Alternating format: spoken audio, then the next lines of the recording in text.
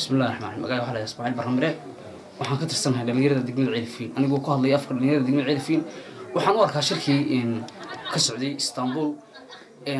waftidii sharafta iyo qiimaha lahayd ee ka qayb gashay waxaan ku bogaadinayaa hambaliyo iyo salaam baan hawada u marnayaa because waxay qaateen mowqifkoodii geesinimo leh السلام عليكم ورحمة الله بالله من الشيطان الرجيم بسم الله الرحمن الرحيم اللهم صل على سيدنا محمد وعلى آله سيدنا محمد كما صليت على إبراهيم وعلى آل إبراهيم في العالمين إنك حميد مجيد. ما بعد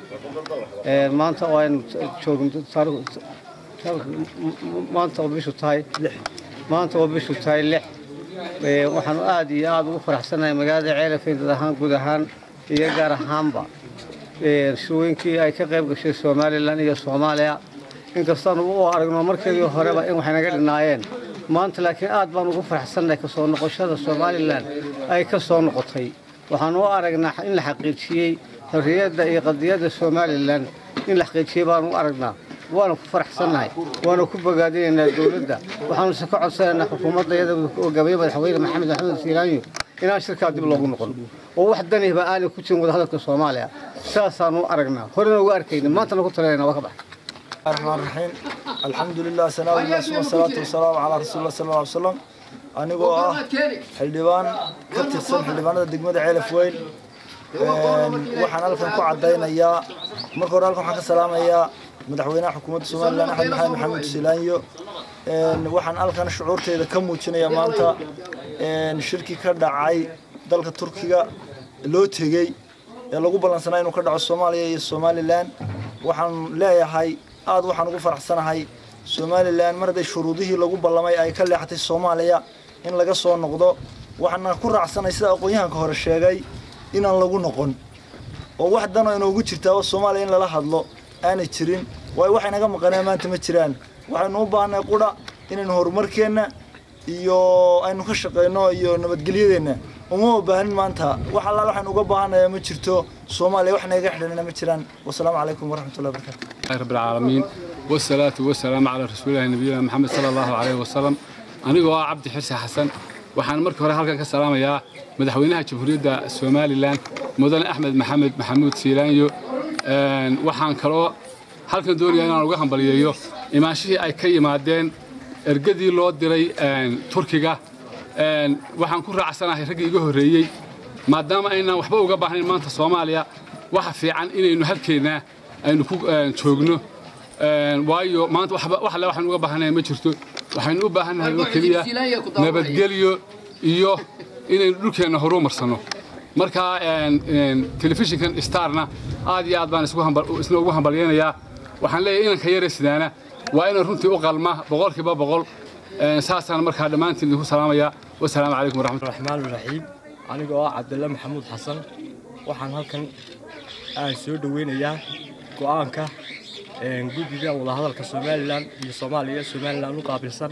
waxaan leeyahay hambalyo waxaan leeyahay Somaliland waa guul soo hoyatay marka waxaan leeyahay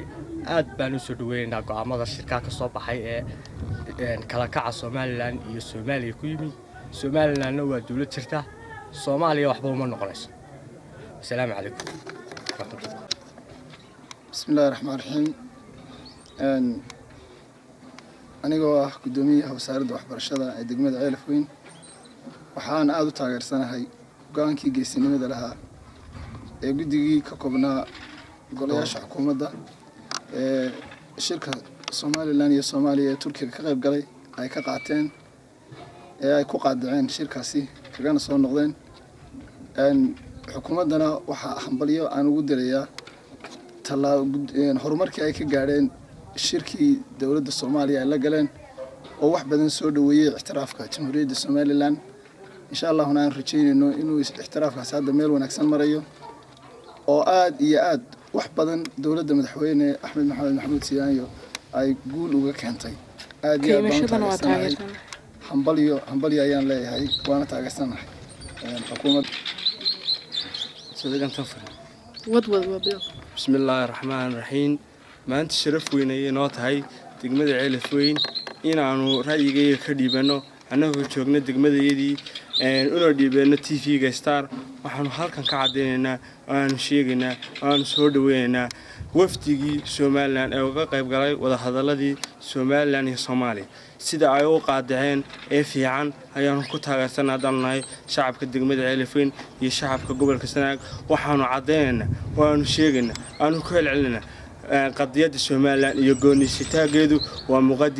muqaddis markoobaad iyo marlabaad waxaanu sheegaynaa Soomaaliya inaanan dib dambe ugu noqon doonin waxaana isku darsan doonin waxaan leenahay midana madaxweyne halkaas ka sii wad shaqo fiican ayaad wadaa ixtiraafkuna uu soo dhow yahay waana inoo iman doonaa insha Allah billahi kariim assalaamu alaykum wa rahmatullahi wa barakatuh salaam ala rasuulillahi sallallahu alayhi wa sallam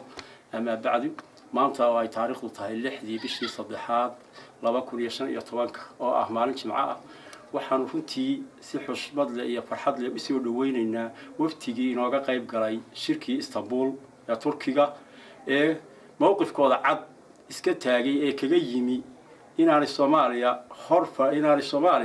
oo ay metelayaan dad ka dhashay Somaliland oo calool shaqaystayaal